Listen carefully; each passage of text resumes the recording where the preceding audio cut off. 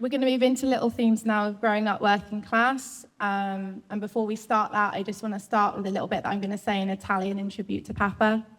Le cose brutte avvengono quando le persone si ripensano e fanno niente. Meeting the local electorate.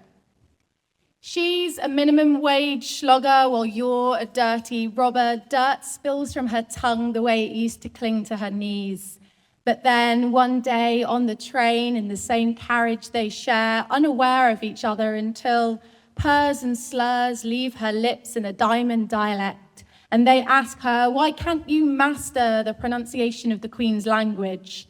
And so she says, or rather she barks, listen, your scrutiny won't muddy my spark. My scrubland playground was utopia and my council house a castle. A beautiful 2-bedroom on a good day, and anyway, what's it to you? It has only to do with me. And I'm inclined to agree. If her language use is the biggest of your problems, then I guess you're very lucky not to be afflicted with working all hours on earth while depicted as worthless.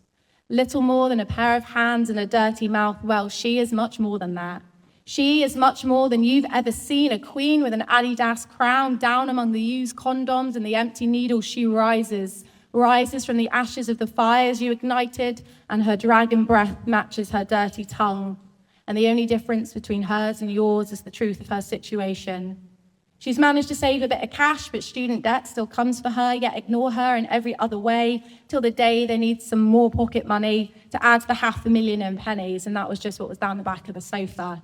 So far, she's lucky to eat enough each day. It's tough any way you look at it. Working 2 weeks straight without a break, like that's legit. At a restaurant where your starter costs more than her hourly wage, but you don't have to worry about paying for either. So why is there a problem? I'll tell you. Well, we are the third estate. We are the masses, working our asses to the bone to pay into a system we do not own, where it takes so much more than it gives, and you wonder why people are struggling to live. Now, I might be from the countryside, but I ain't no country bumpkin. And yes, I use that ironically. You see, I was born with an attitude, the attitude that kids in glass houses can see just as well as Cartier glasses do through Kestrel, chandeliers and champagne at private functions and politicians' lunches. And now my hunch is, and always has been, that maybe my tongue is dirty. But what about your hands? Thank you.